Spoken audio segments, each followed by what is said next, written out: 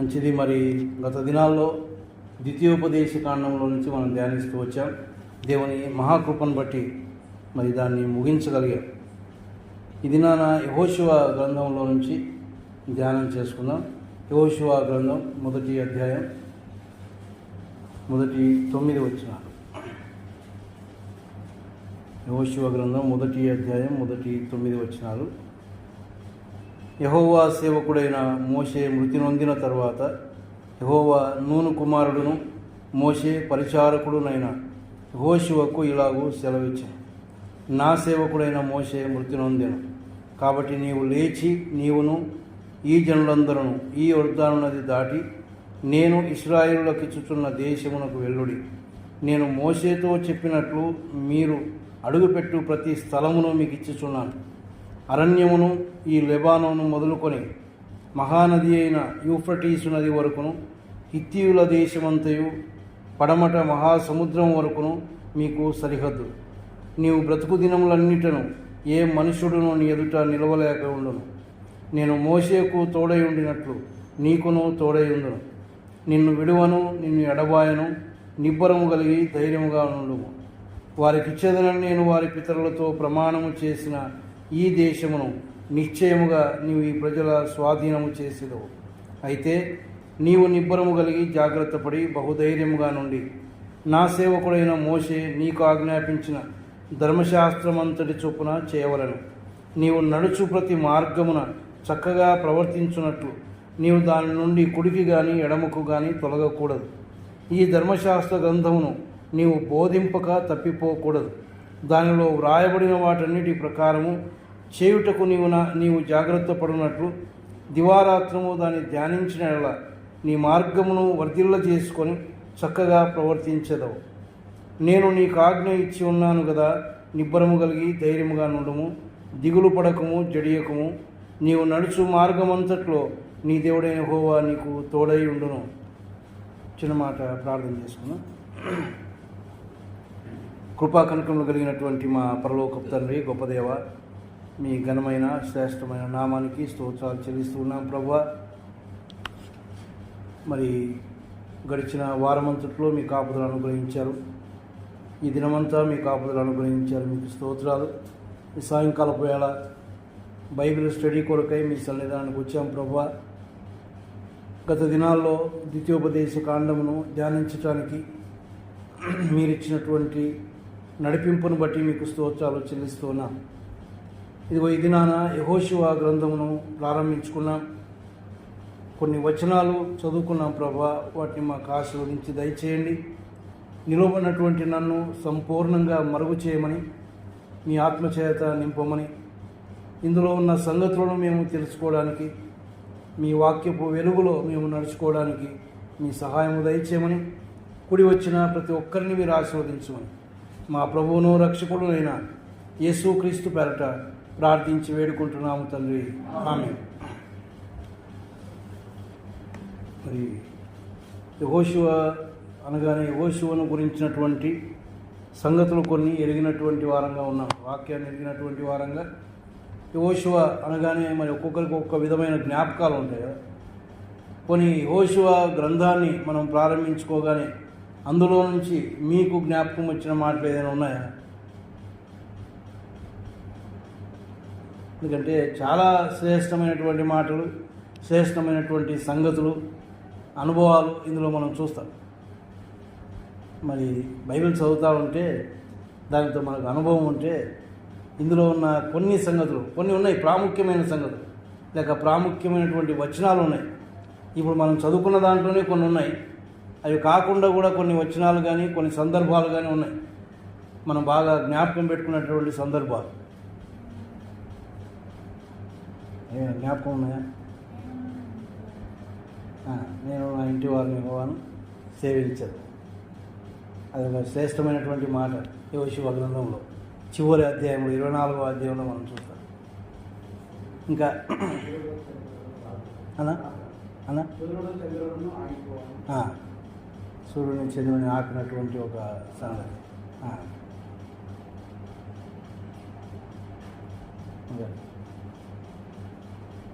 రెండవ అధ్యాయంలో ఎవరైనా కనిపిస్తారా? బాగా గుర్తుపెట్టుకోవాల్సిన సంగతి 2వ అధ్యాయం. ఎవరున్న 2వ అధ్యాయంలో?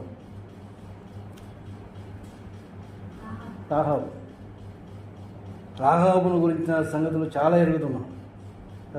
6వ అధ్యాయంలోనికి వచ్చేసరికి ఎరుకో పట్టణం మీద జయం. ఇలాగా చాలా శ్రేష్టమైనటువంటి సంగతులు మనం చూస్తాం. పోనీ యెహోషువ గ్రంథంలో ఎన్ని అధ్యాయాలు ఉన్నాయి? 24 అధ్యాయాలు. వచనాలు పెంచాల్సి వస్తుంది కదా. 657 వచనాలు ఉన్నాయి. గ్రంథకర్త యెహోషువనే. పోనీ 66 గ్రంథాల్లో ఎన్నో గ్రంథం ఇది? 6వ గ్రంథం. ఇంకా చెప్పాలంటే ఆ పంచకాండముల తర్వాత యెహోషువ నుంచి ఎస్తేరు వరకు ఇశ్రాయేలీయుల యొక్క చరిత్రగా మనం చూస్తాం. చరిత్ర గ్రంథాలు అంటారు. ఆ చరిత్ర గ్రంథాల్లో మొదటిది యెహోషువ గ్రంథం. సరే, మరి యెహోషువను గురించి మనం కొన్ని సంగతులు ఆలోచన చేస్తే, యెహోషువ అనగానే దానికి అర్థం ఏంటంటే యెహోవా రక్షకుడు అని. ఈయనకి ఇంకొక పేరు కూడా ఉంది, హోషేయ అని. చూడండి, అది ఎక్కడుందో మనం చూస్తే సంఖ్యాకాండము 13వ అధ్యాయం 8వ వచనం చదువుకుందాం. ఎఫ్రాయిము గోత్రమునకు నూను కుమారుడైన హోషేయ. తర్వాత 16వ వచనంలోనికి వస్తే, దేశమును సంచరించి చూచుటకు మోషే పంపిన మనుషుల పేర్లు ఇవి. మోషే నూను కుమారుడైన హోషేయకు యెహోషువ అను పేరు పెట్టాడు. అంటే ఈయన మొదటి పేరు హోషేయ. హోషేయ అంటే రక్షకుడు అని. ఈ 2 పదాలు కూడా హెబ్రీ పదాలు. గ్రీకు పదానికి వచ్చేసరికి యేసు ప్రభువుని గురించి అటువంటి యేసు అనే పదానికి అర్థం వచ్చే విధంగా. ఎందుకు యేసు అంటే అర్థం ఏంటి? రక్షకుడు అని. కాబట్టి గ్రీకు పదంలో దానికి సరిపోయినటువంటిది యేసు అని మనం చూస్తాం. మరి ఈయన గురించి కొన్ని సంగతులు ఆలోచన చేస్తే, ఈయన ఎఫ్రాయిము గోత్రమునకు సంబంధించినటువంటి వాడు. ఎవరి ఎఫ్రాయిము?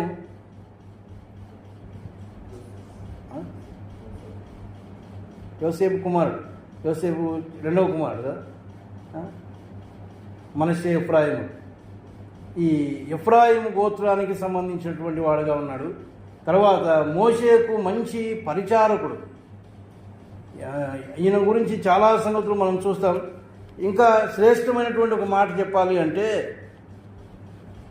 దేవుడు ఇశ్రాయేలును ఐగుప్తులో నుంచి విడిపించుకొని మరి కనానుకు ఎంతమందిని అయితే చేర్చాడో, ప్రారంభంలో ఉన్నవారిలో మిగిలిన ఇద్దరిలో ఒకటి. ఎవరిద్దరు? యెహోషువ కాలేబులు మాత్రమే కనాను దేశాన్ని చూచారు. ఐగుప్తు నుంచి బయలుదేరినటువంటి వారిలో మధ్యలో వారందరూ రాలిపోయారు మోషేతో సమేతం. ఆ తర్వాత సంతతి వారు మాత్రమే చేరగలిగారు. కానీ ప్రారంభం నుంచి ఉన్న వారిలో యెహోషువ కాలేబులు మాత్రమే అక్కడ చేరగలిగినట్టుగా మనం చూస్తాం. అంటే వీరిద్దరు కూడా దేవునితో చాలా మంచి అనుబంధం కలిగినటువంటి వారుగా వీరి గురించి మనం చూస్తాం. మరి కొన్ని సంగతులు యెహోషువను గురించి మనం ఆలోచన చేస్తే, ఆయన గురించి చూడండి. నిర్గమకాండం 24వ అధ్యాయం 13వ వచనం. మోషేయు అతని పరిచారకుడునైన యెహోషువయు లేచిరి, మోషే దేవుని కొండ మీదకి ఎక్కెను అని మనం చూస్తాం. ఇక్కడ మోషే యొక్క పరిచారకుడుగా యెహోషువను గురించి మనం చూస్తాం. మోషే నాయకత్వం వహిస్తూ ఉన్నాడు, ఇశ్రాయేలు నడిపిస్తూ ఉన్నాడు. మరి మోషేతో పాటు అహరోను కూడా ఉన్నాడు. కానీ ఈయన ఉన్నతమైనటువంటి స్థానాన్ని ఆశించలేదు. మంచి భక్తిపరుడే, కానీ ఉన్నతమైన దాన్ని ఎప్పుడు ఆశించిన వాడు కాదు. అంటే నేను చాలా పైన ఉండాలి అని ఆశించిన వాడు కాదు. ఒక కనబడినటువంటి సేవ, కనబడినటువంటి పరిచర్య చేసినటువంటి యెహోషువను మనం చూస్తాం. పరిచారకుడు అని.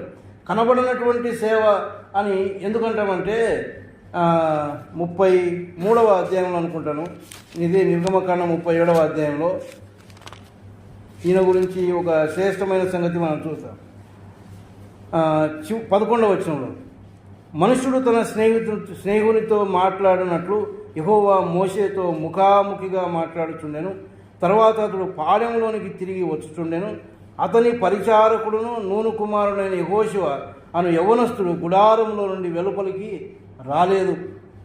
ఈ యొక్క సందర్భాన్ని మనం చూస్తే 32వ అధ్యాయంలో మోషే కొండ మీద నుంచి రావడం ఆలస్యమైనప్పుడు వీరు ఒక విగ్రహాన్ని చేసుకున్నారు. దేవుడు ఆ విషయంలో కోపించాడు. మరి ఆ సమయంలో మోషే పైకెక్కి దేవునితో గడిపేటప్పుడు ఈయన ఎక్కడున్నాడు? గడిపి వస్తూ ఉన్నాడు. ఈయన గుడారంలో నుండి వెలుపలికి రాలేదు. ఈ గుడారము అనేది ఆ కాలంలో దేవుడు వారిని కలిసేటటువంటి చోటు, దేవుడు మనుషులను కలిసేటటువంటి ఒక చోటుగా మనం చూస్తాం.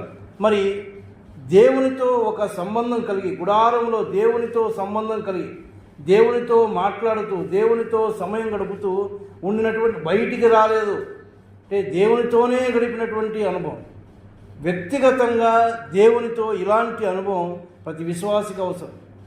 సంఘానికి వస్తాం, మంచిదే, అందరితో పాటు ఉంటాం, అందరితో పాటు ప్రార్థన చేస్తాం, అన్నీ బాగానే ఉన్నాయి. కానీ వాటన్నిటికంటే ముఖ్యంగా వ్యక్తిగతంగా దేవునితో ఒక మంచి అనుభవం ఉండాలి. ఈయన యొక్క నాయకత్వం, ఎందుకంటే మోషే తర్వాత దేవుని చేత ఎన్నుకోబడినటువంటి నాయకుడు. మరి ఆ యొక్క స్థితికి ఆయన రావాలి అంటే ఆయన వ్యక్తిగతంగా దేవునితో ఉన్నటువంటి సంబంధం, అలాంటి పని ఆశించినటువంటి వాడుగా మనకు కనపడ్డు. కానీ కేవలము దేవుని సన్నిధిని ప్రేమించిన వాడుగా, దేవుణ్ణి ప్రేమించిన వాడుగా, తన పైని నాయకుడుగా ఉన్నటువంటి యెహోషువతో ఒక మంచి సత్సంబంధం కలిగి ఎప్పుడూ విరోధంగా మాట్లాడిన వాడు కాదు. మోషే సొంత అన్న అయినటువంటి అహరోను, అక్క అయినటువంటి మిరియాము వ్యతిరేకంగా మాట్లాడారు. కానీ యెహోషువ ఎప్పుడు మాట్లాడిన వాడు కాదు. ఒక మంచి పరిచారకుడుగా ఉన్నటువంటి వాడు, తగ్గింపు కలిగినటువంటి జీవితం ఆయనలో మనం చూస్తాం. మరి అందుకే మత్తయి సువార్తలో ఒక మాట మనం చూస్తే, ఈ దినాల్లో చాలామంది ఏంటంటే మనం అధ్యక్ష పదవిని లేక ఉన్నతమైన స్థానంలో నేను ఉండాలి అని ఇష్టపడే వారంగా ఉన్నాం. మంచిదే. కానీ చూడండి, మత్తయి సువార్త 20వ అధ్యాయం 26వ వచనం, 20వ అధ్యాయం 26వ వచనం మత్తయి సువార్త.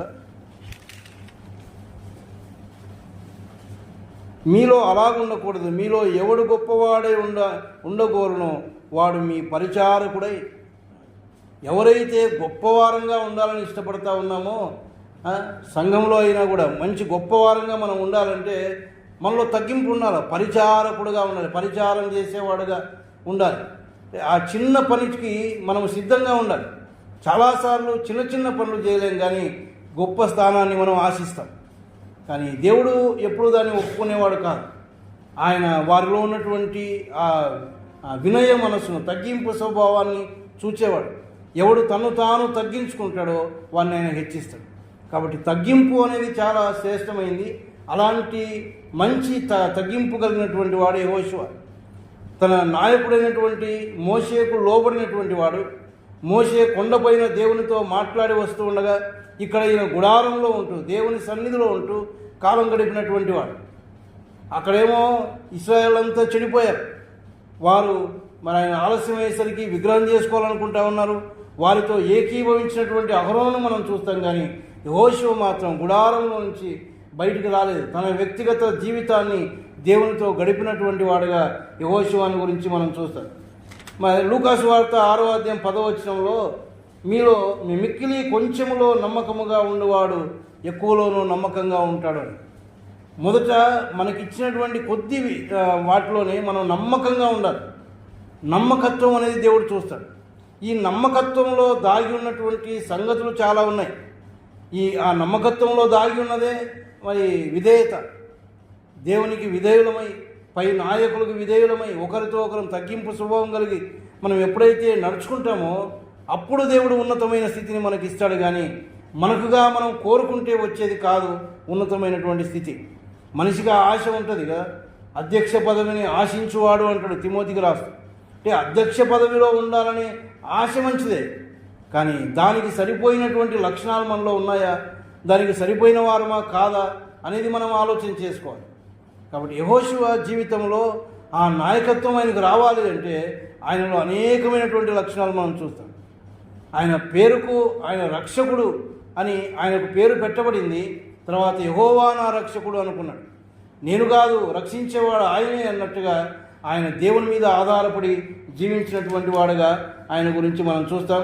అంతేకాదు ఒక మంచి ప్రార్థనాపరుడుగా ఆయన గురించి మనం 37వ అధ్యాయంలో మనం తర్వాత వాక్యానికి కూడా ఆయన సంపూర్ణంగా లోబడినటువంటి వాడు. చూడండి, యెహోషువ మొదటి అధ్యాయంలో మనం చదువుకున్నటువంటి భాగంలో 8వ వచనంలో ఏమనుందంటే, యెహోషువ అంటే దేవుడు యెహోషువతో మాట్లాడుతున్నటువంటి సందర్భంలో అయితే 8వ వచనం, ఈ ధర్మశాస్త్ర గ్రంథమును నీవు బోధింపగా తప్పిపోకూడదు, దానిలో వ్రాయబడిన వాటన్నిటి ప్రకారము చేయుటకు నీవు జాగ్రత్త పడినట్లు దివారాత్రము దాన్ని ధ్యానించిన ఎడల నీ మార్గమును వర్ధిల్ల చేసుకొని చక్కగా ప్రవర్తించదు అని దేవుడు చెప్పాడు యెహోషువ. ఎప్పుడైతే దేవుడు ఆ మాట చెప్పినాడో ఈయన మరి దివారాత్రంలో దాన్ని ధ్యానించినటువంటి వాడుగా, మరి దానిలో ధర్మశాస్త్రంలో వ్రాయబడిన వాటన్నిటి ప్రకారము చేయుటకు జాగ్రత్త పడినటువంటి వాడు, దేవుని మాటకు లేక దేవుని యొక్క వాక్యానికి సంపూర్ణంగా లోబడినటువంటి యెహోషువను మనం చూస్తాం. ఈనాడు దేవుని యొక్క వాక్యం మనకు వినబడతా ఉంది, దేవుడు అనేక మాటల ద్వారా మనం దర్శిస్తూ ఉన్నాడు. కానీ ఆయన మాటకు సంపూర్ణంగా విధేయత చూపుతా ఉన్నామా అని మనం పరీక్ష చేసుకోవాలి. చూడండి, 11వ అధ్యాయంలోనికి వచ్చేసరికి ఒక మాట ఏం చదువుతామంటే, 11వ అధ్యాయం 15వ వచనంలో, యెహోవా తన సేవకుడైన మోషేకు ఆజ్ఞాపించినట్లు మోషే యెహోషువకు ఆజ్ఞాపించెను, యెహోషువ అలాగే చేసెను. యెహోవా మోషేకు ఆజ్ఞాపించిన వాటన్నిటిలో ఒకటి అతడు చేయక విడవలేదు. ఆయన ఎట్లా చెప్పినాడో అట్లే అలాగే చేశాను, ఒక్కటి కూడా విడిచిపెట్టినవాడు కాదు. అంటే వాక్యానికి సంపూర్ణంగా లోబడ్డాడు. దేవుని పిల్లలంగా విశ్వాసంగా మనం వాక్యానికి సంపూర్ణ విధేయత చూపించాలి. దేవుడు ఏదైతే చెబుతాడో దాన్ని ఖచ్చితంగా మనం చేయాలి. కానీ మనకున్న ఒక బలహీనత ఏంటంటే, ఆ వాక్యం మన దగ్గరకు వచ్చినప్పుడు అది మనకు అనుకూలమైతే మనం చేస్తూ ఉన్నాం, లేక మనం చేయగలము అనుకుంటే చేస్తూ ఉన్నాం, కానీ లేకపోతే వాక్య ప్రకారం మనం నడుచుకోవడం లేదు. ఏదో ఎక్కువ ఆలోచించాల్సిన అవసరం లేదు, ఒక మాట చాలు. ఆయన యొక్క సన్నిధికి వచ్చే విషయంలోనే లోటుపడి ఉన్నాం మనం. ఎడతెగక రమ్మన్నాడు, ఎడతెగక ఆయనతో సంబంధం కలిగి ఉన్నామన్నాడు, కానీ ఎడతెగక వస్తూ ఉన్నామా అంటే లేదు. అనేక విషయాల్లో మనం లోటుపడి ఉన్నాం. దేవుని యొక్క వాక్యము చెప్పినట్టుగా మనం నడుచుకోవడం లేదు. కానీ యెహోషువ అలాంటి వాడు కాదు. దేవుడు ఎప్పుడైతే ఆయనను ఏర్పాటు చేసుకున్నాడో, మోషే మృతి నొందిన తర్వాత దేవుడు యెహోషువను ఏర్పాటు చేసుకొని ఆయనతో మాట్లాడి చెప్పినప్పుడు, ఈ ధర్మశాస్త్ర గ్రంథమును నీవు బోధింపక తప్పిపోకూడదు, దానిలో వ్రాయబడిన వాటన్నిటి ప్రకారం చేయుటకు నీవు జాగ్రత్త పడాలి అన్నప్పుడు అలాగ జాగ్రత్త పడినటువంటి వాడు, ఆయన ఎలాగ చెప్పినాడో అలాగ చేసినటువంటి వాడు, ఒక్కటి కూడా విడిచిపెట్టినవాడు కాదు. అది వాక్యానికి లోబడ్డం అంటే. కానీ మనం అలాగ లోబడలేకపోతూ ఉన్నాం. కానీ మనలో మార్పు రావాలి. మనం దేవుని దగ్గర పశ్చాత్తాపడాలి. ప్రభువా, నేను అలాగ లోబడలేకపోతా ఉన్నాను ఆయన అని మనం ఆయన సన్నిధిలో అడిగి అలాగ మనం పొందుకోవలసిన వారమని దేవుడి దినాన్ని నిన్ను నన్ను ఆయన హెచ్చరిస్తూ ఉన్నాడు. తర్వాత మరి మనం ఒక వాక్య పఠనగా దీన్ని చేస్తూ ఉన్నాం కాబట్టి ఈ ఉన్నటువంటి 34 అధ్యాయాన్ని మొదటిగా 2 భాగాలుగా మనం చేస్తే, మొదటి అధ్యాయం నుంచి 13వ అధ్యాయం 7వ వచనం వరకు మనం చదివితే కనాను యొక్క విజయాన్ని మనం చూస్తాం. కనాను మీద పొందినటువంటి విజయం గురించి మనం చూస్తాం. తర్వాత 13వ అధ్యాయం 8వ వచనం నుంచి 24వ అధ్యాయం చివరి వరకు మనం చూస్తే కనానులో స్థిర నివాసాన్ని ఏర్పాటు చేసుకోవడం, దాని గురించి 2 భాగాలుగా మనం చేసుకున్నాం. దాన్ని ఇంకొంచెం మనం విభజించుకుంటే మొదటి 5 అధ్యాయాల్లో కనాను మీద విజయం సంపాదించడానికి వారు పడిన సిద్ధపాటు మనం చూస్తాం. సిద్ధపడతా ఉన్నారు కదా, వేగుల వారిని పంపించారు. 2వ అధ్యాయంలో వేగు చూసుకొని వచ్చారు, అక్కడ పరిస్థితులు ఎలా ఉన్నాయా అని. తర్వాత వారు ఒక కలిసికట్టుగా ఏక మనస్సు కలిగి యెరికో పట్టణానికి వెళ్ళారు. దేవుడు చెప్పినట్టుగా బూరలు ఊదారు కదా. ఆ సిద్ధపాటు కలిగి వెళ్ళినటువంటి వారు కనాను జయించడానికి. అది 5వ అధ్యాయంలో మనం చూస్తాం. తర్వాత 6వ అధ్యాయం నుంచి 12వ అధ్యాయం వరకు భూమిని ఆక్రమించుకోవడం, వారు స్వతంత్రించుకున్నారు. దేవుడు ఒక మాట అన్నాడు, నేను వాగ్దానం చేసిన దాన్ని మీరు స్వతంత్రించుకోండి అన్నాడు. అది మీకు ఇచ్చి ఉన్నాను అన్నాడు, కానీ స్వతంత్రించుకోమన్నాడు. ఇప్పుడు పరలోక రాజ్యం కూడా మనకి ఇచ్చాడు ఆయన, మనదే. కానీ ఏం చేయాలి? మనం స్వతంత్రించుకోవాలి. ఆ పరలోక రాజ్యాన్ని స్వతంత్రించుకోవాలి అంటే ఈ లోకంలో సాతానుతో పోరాటం ఉంది మనకు. సాతాను ఒక శత్రువు మనకు. వాడు అనేక విధాలుగా మనల్ని ఇబ్బంది పెట్టేవాడుగా ఉన్నాడు. పరలోకానికి వెళ్లకుండా అడ్డుకునేవాడుగా ఉన్నాడు. కాబట్టి వానితో మనం పోరాడి జయించాలి. అంతేకాదు, మనం అక్కడ పరలోక రాజ్యంలో ప్రవేశించాలంటే ఆయన పరిశుద్ధమైన వాడు. మనం కూడా పరిశుద్ధంగా ఉండాలి. క్రీస్తు యేసునందు పరిశుద్ధపరచబడిన వారమై పరిశుద్ధులుగా ఉండుటకే మనం పిలువబడ్డాం. ఆ పరిశుద్ధమైన జీవితం మనం జీవించాలి. తెస్సలోనికైలకు రాస్తూ అంటాడు పౌలు, మీరు పరిశుద్ధులుగా ఉండుటయే దేవుని చిత్తం. దేవుని యొక్క ఇష్టం అదే. మనం పరిశుద్ధంగా ఉండాలి. ఏ లోపం మనలో కనబడకూడదు. నిజంగా మనం ఎంత జాగ్రత్తగా ఉండాలో దేవుడు మనకు జ్ఞాపకం చేస్తూ ఉన్నాడు. ఆనాడు వారికి వాగ్దానం చేశాడు కనాను దేశం, కానీ వారిని స్వతంత్రించుకోమన్నాడు. అందుకే మధ్యలో ఎంతోమంది శత్రువులు ఉన్నారు. వారితో యుద్ధం చేశారు. వారిని జయించుకుంటూ వచ్చారు. చివరికి అక్కడికి వచ్చినాక వారి యొక్క భూమిని స్వతంత్రించుకున్నట్టుగా మనం చూస్తాం. తర్వాత 13వ అధ్యాయం 22వ అధ్యాయం వరకు వారు ఒక్కొక్క గోత్రానికి ఆయన భూమిని పంచిపెట్టినటువంటి విధానాన్ని అక్కడ మనం చూస్తాం. ఒక్కొక్క గోత్రాన్ని పిలిచి వారికి ఒక భూమిని ఆయన పంచిపెట్టాడు. ఎవరికి మరి ఏమి ఇవ్వాలో అది కూడా చాలా ప్రయాసతో కూడుకున్నటువంటి పనే కదా. ఒక్కొక్క గోత్రానికి పంచిపెట్టడం, ఏ భూమి కావాలో, ఏ వైపుది ఇవ్వాలో. కానీ మనం అక్కడ చూసేది ఏంటంటే, యెహోషువ దేన్నైతే వారికి ఆజ్ఞాపించాడో వారు కూడా అదే విధంగా నడుచుకున్నారు. మోషేకు విరోధంగా మాట్లాడిన చాలా సందర్భాలు మనం చూస్తాం. కానీ యెహోషువ గ్రంథాన్ని మనం చదివితే యెహోషువ నాయకత్వంలో యెహోషువకు విరోధంగా మాట్లాడిన మాటలు మనకు ఎక్కడ కనిపించవు. అసలు మొదటి అధ్యాయంలోనే మనం చూస్తే చూడండి, మొదటి అధ్యాయంలో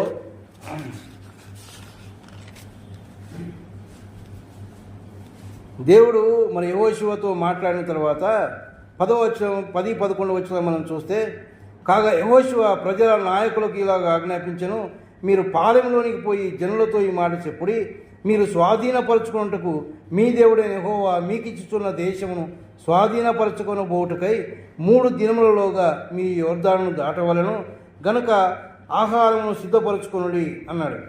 ఇలాగా మరి కొన్ని వచనాలు చదివిన తర్వాత కిందికి వస్తే చూడండి, వాళ్ళు చెప్తున్నటువంటి మాట ఏంటంటే 16వ వచనంలో, అందుకు వారు, నీవు మాకు ఆజ్ఞాపించినదంతయు మేము చేసేదము, నీవు మమ్మల్ని ఎక్కడికి పంపుదవో అక్కడికి పోదము, మోషే చెప్పిన ప్రతి మాట మేము వినినట్లు నీ మాట విందుము, నీ దేవుడైన యెహోవా మోషేకు తోడై ఉండినట్లు నీకును తోడై ఉండునుగాక. వాళ్ళు ఏమంటా ఉన్నారు, నీవు మాకు ఆజ్ఞాపించినంతయు మేము చేస్తాము, నీవు మమ్మల్ని ఎక్కడికి పంపుతావో అక్కడికి మేము పోతాం, నీకు విధేయులమై ఉంటామంటా ఉన్నారు. యెహోషువ వారికి భాగమును పంచిపెడతా ఉంటే ఆయన దేన్నైతే ఇచ్చాడో దాన్ని తీసుకున్నారు అంతే. వాళ్ళు ఎక్కడ విరోధంగా మాట్లాడినటువంటి వారు కాదు. ఈ నాయకత్వం అనేది ఆనాడు ఇశ్రాయేలు మీద ఆయన నాయకత్వం వహించాడు. ఈనాడు మరి సంఘాలలో, దేవుని సంఘాలలో నాయకులుగా ఉన్నటువంటి వారు ఉన్నారు. కానీ ఇలాంటి పరిస్థితులు ఈనాడు మనం చాలా అరుదుగా చూస్తాం. నాయకుని యొక్క మాట వినేవారు చాలా తక్కువ. నువ్వు చెప్పిందంతా చేస్తామంటా ఉన్నారు కదా. మోషే చెప్పిన ప్రతి మాట మేము విన్నట్లు నీ మాట కూడా మేము వింటాం. కానీ ఇది ఈనాడు తక్కువైపోయింది. ఆది సంఘంలో ఒక రకంగా ఉన్నారు, కానీ వచ్చే కొద్దీ సంఘాలలో ఆ నాయకత్వపు విలువలు తగ్గిపోయాయి. నాయకునికి ఉన్నటువంటి ఆ యొక్క గౌరవం తగ్గిపోయింది. నాయకుని మాటకు లోబడకపోగా విరోధంగా మాట్లాడేవారు తయారైనారు. చాలా విషయాలు మనం వింటాం. లోకంలో చూస్తే చాలా భయంకరమైనటువంటి మాటలు వింటాం. అసలు ఆ సంఘాన్ని నడిపించే నాయకుని, ఒక కాపరిని నోటికొచ్చినట్టుగా మాట్లాడే దినాలలో మనం ఉన్నాం. అసలు ఏమీ లెక్క లేకుండా మాట్లాడేటువంటి దినాలు. కానీ ఆనాడు వారు యెహోషువ మాట ప్రకారం వారు నడుచుకోవడానికి వారు ఒప్పుకున్నారు. తర్వాత ఆయన కూడా దేవుని దగ్గర గడిపి 7వ అధ్యాయంలో యుద్ధానికి పోవాల్సి వచ్చినప్పుడు, 6వ అధ్యాయంలో ఎరుకో మీదకి యుద్ధానికి పోయారు. దేవుడు చెప్పిన ప్రకారం పోయారు, జయం పొందుకున్నారు. తర్వాత హాయి పట్టణం మీదకి పోవాల్సి వచ్చినప్పుడు, అది చిన్న దేశము, మనం ఇంతమంది వెళ్ళాల్సిన అవసరం లేదు కదా. చూడండి ఆ మాట ఎక్కడ చూస్తామంటే 7వ అధ్యాయంలో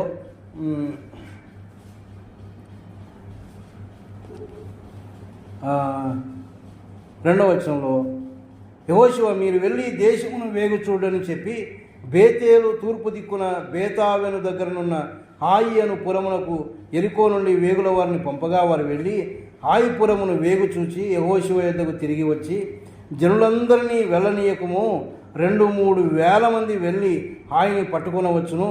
జనులందరూ ప్రయాసపడి అక్కడికి వెళ్ళనేలా హాయి వారు కొద్దిగా ఉన్నారు కదా అని.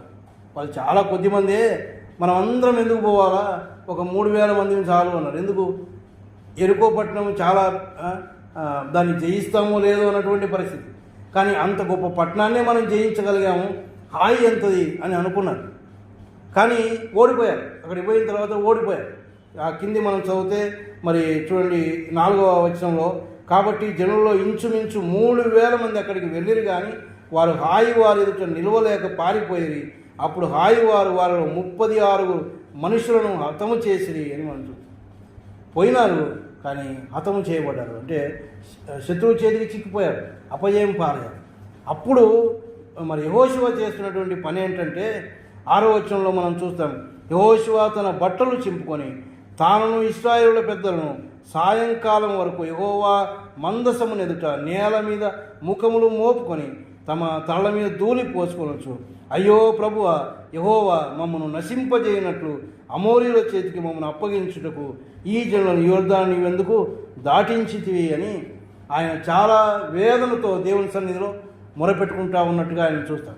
అంటే నాయకుడుగా తను చేయవలసినటువంటి పని చేసినటువంటి వాడు, దేవునికి విధేయుడై వారిని నడిపిస్తూ వచ్చాడు. అయితే హాయి పట్టణం మీద అపజయం పాలైనప్పుడు ఎందుకు అపజయం పాలయ్యమా అని దేవుని దగ్గరనే విచారించినవాడు. అంటే ఎక్కువగా దేవుని మీద ఆధారపడినటువంటి జీవితాన్ని మనం చూస్తాం. ప్రతిదానికి దేవుని దగ్గరికే, అసలు గుడారంలో నుంచి బయటికి రాకుండా దేవునితో గడిపినటువంటి వాడు. ఇది మనకు అర్థం కావాలి అంటే మనం కూడా కొంతకాలం దేవుని సన్నిధిలో వ్యక్తిగతంగా మనకు చేతనైనంత సమయాన్ని మనం వెచ్చించగలిగితే ఆ అనుభవంలోనికి మనం వస్తాం.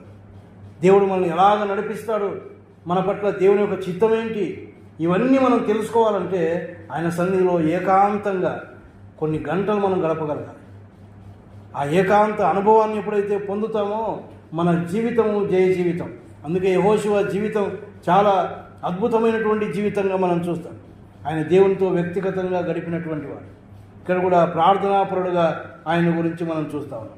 మరి మంచిది, యెహోషువ గ్రంథంలో నుంచి మరికొన్ని సంగతులు నేను చాలా క్లుప్తంగా మీకు చెప్పి నేను ముగిస్తాను. ఇందులో ఉన్నటువంటి మూల వాక్యం ఏంటి అంటే 1వ అధ్యాయం 9వ వచనం ఈ యొక్క గ్రంథానికి మూల వాక్యం. 2 వచనాలు ఉన్నాయి. అందులో మొదటి అధ్యాయం 9వ వచనంలో, నేను నీకు ఆజ్ఞ ఇచ్చి ఉన్నాను కదా, నిబ్బరం కలిగి ధైర్యంగా ఉండము, దిగులు పడకము, జడియకము, నీవు నడుచు మార్గమంతట్లో నీ దేవుడైన యెహోవా నీకు తోడై ఉండును. దేవుని యొక్క అభయహస్తం యెహోషువకు ఉన్నట్టుగా మనం చూస్తాం. నువ్వేం భయపడాల్సిన పని లేదు, ధైర్యంగా ఉండు, దిగులు పడద్దు. ఎందుకు ఈ మాట చెప్తా ఉన్నాడు యెహోషువకు దేవుడు అంటే, మోషే ఇశ్రాయేలును నడిపించుకొని వచ్చేటప్పుడు మోషేకు సమీపంగా ఉండి, మోషేకు పరిచారకుడుగా ఉండి, మోషే అనుభవాలు ఎరిగినటువంటి వాడు యెహోషువ. ఎన్నోసార్లు వారు ఎదురు తిరిగినప్పుడు కానివ్వండి, లేక మరి ఎర్ర సముద్రం ముందు నిలిచినప్పుడు ఏం జరిగిందో, నీళ్ళు అవసరమైనప్పుడు బండను కొడితే నీళ్ళు ఎట్లు వచ్చాయో కదా, ఇవన్నీ ఆయన ఎరిగినటువంటి వాడు. ఆయన కొండపై నుంచి ఆలస్యం అయ్యేసరికి వారు ఎంత తిరుగుబాటు చేశారో, సొంత ప్రజలైనటువంటి అహరోను మిర్యాములు ఆయనకు విరోధంగా ఏం మాట్లాడారో ఇవన్నీ ఎరిగి ఉన్నాడు. కాబట్టి ఈయనకు ఒక భయం ఉంది, ఇంతమంది జనాన్ని నేను ఎలాగ నడిపించుకొని వెళ్ళాలి, మోషేకే వీరు తిరుగుబాటు చేశారే, నన్ను లెక్క చేస్తారా అన్నటువంటి ఒక భయం ఆయనలో ఉందేమో. అయితే దేవుడు అంటాడు, నిబ్బరం కలిగి ధైర్యంగా ఉన్నావు, దిగులు పడద్దు, జడియకము అని నీవు నడుచు మార్గం అంతట్లో నీ దేవుడైన యెహోవా నీవెక్కడికి వెళ్తావు అక్కడ నేను ఉంటాను. ఇంకా నువ్వేమి భయపడాల్సిన అవసరం. ఆయన యొక్క తోడు, ఆయన యొక్క సన్నిధి మనతో ఉన్నప్పుడు మనకి ఏ దిగులు అక్కర్లేదు, ఏ చింత మనకు అక్కర్లేదు. నడిపించేవాడు ఆయనే. మనకు చాలా కష్టంగా అనిపిస్తుంది కొన్నిసార్లు, కానీ మనం విశ్వాసం ఉంచాల్సింది ఆయన మీదనే. మాట ఇచ్చిన వాడు నమ్మదగినటువంటి దేవుడు కనుక. తర్వాత 24వ అధ్యాయం 15వ వచనం ఇందాక జ్ఞాపకం చేసుకున్నాను. యెహోషువ పలికినటువంటి మాటలు ఏమని, నేను నా ఇంటి వారిని యెహోవాను సేవి. మీరు ఎవరిని సేవింపదలుచుకుంటారో నాకు తెలియదు, కానీ నేను నా ఇంటి వారిని యెహోవాను సేవిస్తాను. తాను మాత్రమే కాదు, తన ఇంటి వారిని కూడా దేవుణ్ణి సేవించేవారుగా మరి చేసినటువంటి వాడు. అంత ధైర్యం కావాలి కదా. ఇప్పుడు నేను దేవుణ్ణి సేవిస్తానని చెప్పడం లేదా గొప్ప సంగతి ఏం కాదు. నా ఇంటి వారు కూడా అని చెప్పాలంటే మన ఇంటి వారు ఎలా ఉండాలి?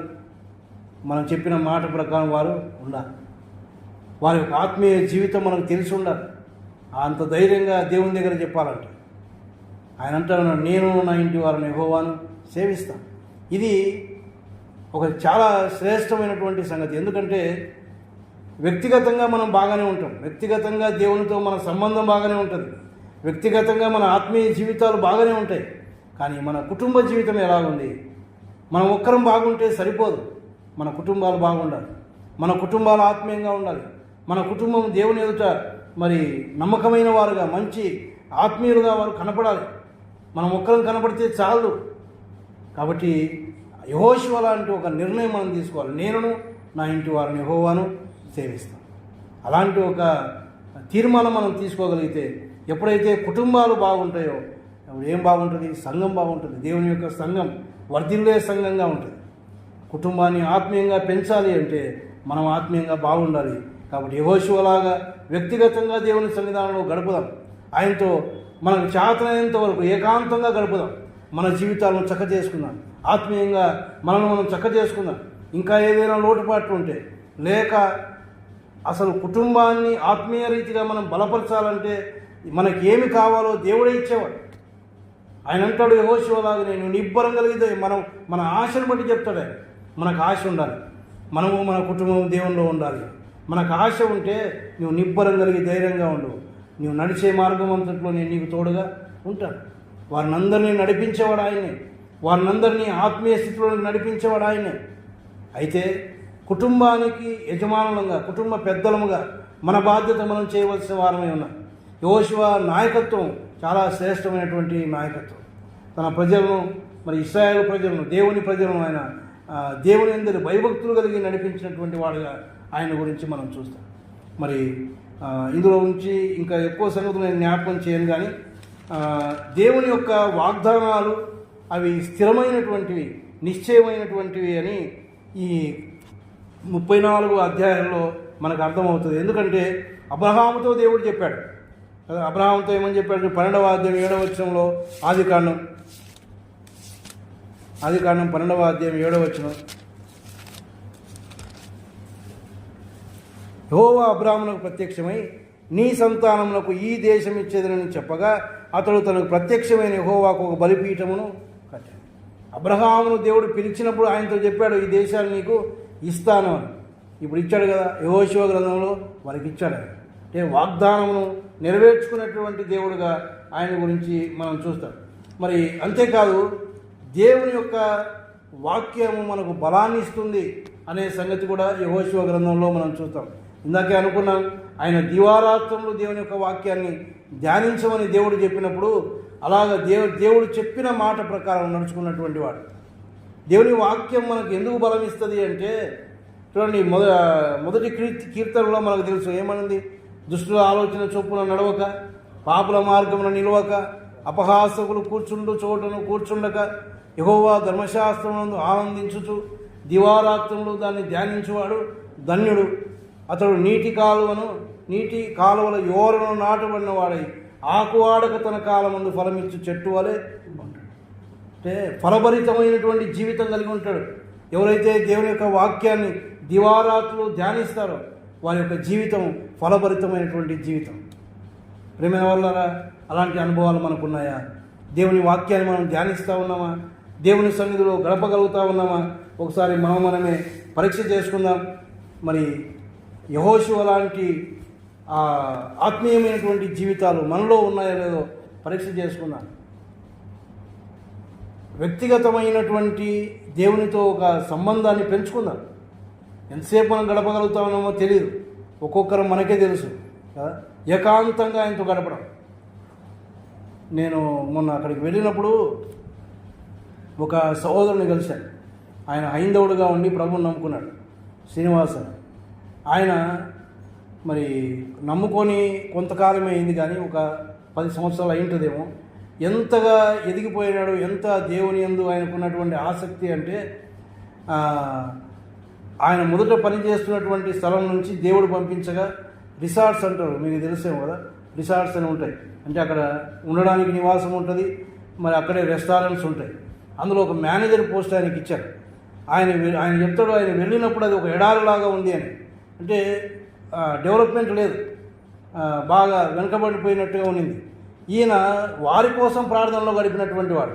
ప్రార్థనలో గడిపి ఈ దినం అది చాలా అభివృద్ధి చెందిపోయింది. నేను అక్కడికి వెళ్ళొచ్చాను. తర్వాత మేమందరం కలిసిపోయి అక్కడ భోజనం చేసాం. ఎంత అభివృద్ధి చెందింది అంటే అంత అభివృద్ధి చెందింది. ఆయనకు ఒక మంచి విలువ ఉంది అక్కడ. యజమానుడు ఆయన ఎంతగానో ప్రేమిస్తాడు. అదొక్కటే కదా ఆయన చేసిన పని. ఏంటంటే అక్కడున్న చాలామందికి దేవుని యొక్క సువార్తను ప్రకటించి వారిని దేవుని దగ్గరకు నడిపించాడు. ఒక సంఘాన్ని పెట్టుకున్నాడు. ఇప్పుడు వాళ్ళందరూ ఆయన దగ్గరకు వస్తాడు. ఆ యజమానితో వాళ్ళు చెప్తారంట, అక్కడ పనిచేసేవారు, సార్ శ్రీనివాస్ బ్రదర్ ఈడే ఉంటే వీళ్ళందరూ మొత్తం ఇక్కడ ఉన్న వాళ్ళందరూ క్రైస్తవులు అయిపోతారు. అంటే అంత ఆసక్తి. నేను ఇంకొక మాట చెప్పాలనుకుని ఇదంతా చెప్పాను. కానీ ఆయన ఏం చేస్తాడంటే ఉదయాన్నే లేచి ఒక ఏకాంతమైన స్థలానికి వెళ్ళిపోతాడంట. అక్కడ చాలాసేపు దేవునితో గడిపొస్తాడు ఆయన. మళ్ళీ 9 గంటలకు 10 గంటలకు డ్యూటీకి వెళ్ళాలి. ఇంటికి వచ్చేసరికి 11 అవుతుందో 12 అవుతుందో తెలియదు. మధ్యాహ్నం 1 గంటన్నర విశ్రాంతి ఉంటుంది అంతే. అంటే వారికి ఉన్న ఆసక్తి అలాంటిది. మరి మనం ఎలా ఉన్నామో మనం పరీక్ష చేసుకున్నాం. అలాంటి వారిని చూసినప్పుడు మనం నేర్చుకోవాలి, మనకు అలాంటి అనుభవాలు ఉన్నాయా, ఎందుకు వారి జీవితాల ద్వారా అన్ని అద్భుతాలు జరుగుతూ ఉన్నాయి, ఎందుకు వారి కుటుంబాలు క్షేమంగా ఉన్నాయి, ఎందుకు వారి ద్వారా సంఘం అభివృద్ధి చెందుతూ ఉంది, సంఘానికి నూతన ఆత్మలు చేర్చబడుతూ ఉన్నాయంటే వారిలో ఉన్న ఆసక్తి. ఈనాడు సంఘము అభివృద్ధి చెందడం లేదు అని మాట్లాడతాం. ఏంటి సంఘం అప్పటి నుంచి ఇలాగే ఉంది అని అనుకుంటాం. కానీ మన వంతు కర్తవ్యంగా మనం ఏం చేయగలుగుతా ఉన్నాం? నిజంగా భారం కలిగి ప్రార్థన చేస్తూ ఉన్నామా సంఘం కోసం? అలాగ చేసి మనము ప్రశ్నించే వారంగా ఉండాలి. కానీ మన బాధ్యత ఏమీ లేదు. కానీ మనం అనుకుంటాం సంఘం ఇట్లే ఉంది, వృద్ధి చెందడం లేదు. కానీ అలాంటి ఒక అనుభవంలోని యెహోషువ చేసింది అదే. యెహోషువ అదే చేశాడు. గుడారం నుంచి బయటికి రాలేదు. ఆయన ఏది పట్టించుకోవడం లేదు. తన కుటుంబం కాదు, ఆయన దేవుని దగ్గర వ్యక్తిగతంగా గడిపినటువంటి వాడు. అలాంటి అనుభవాలు కలిగి మనం జీవిద్దాం. దేవుడు మరి మన యొక్క కుటుంబాన్ని అభివృద్ధి చేస్తాడు, మనం వర్ధిల్ల చేస్తాడు. అదే సమయంలో సంఘాన్ని కూడా ఆయన వర్ధిల్ల చేస్తాడు. ఆయన రాకడ చాలా సమీపంగా ఉంది. ఆయన ఎప్పుడు వస్తాడో తెలియదు. ఇందాక ఒక పాట తీశాడు అన్న, ఒక్క ఆత్మనైనా తేక అని. ఆయన వచ్చే సమయానికి ఒక్క ఆత్మనైనా సంపాదించుకుంటామా? ఆయన దగ్గర ఎట్లా నిలబడతాం? ఒక ఆత్మనైనా తేక ఏమన్నా ఆ పాట సిగ్గుపడి నిలబడాల్సి వస్తుంది కదా. ఆ పరిస్థితి రాకుండా మనం చక్క చేసుకుందాం, మన ఆత్మీయ జీవితాలను చక్క చేసుకుందాం. దేవుని కోసం జయ జీవితం జీవించడానికి దేవుడు తన కృప అనుగ్రహించును గాక.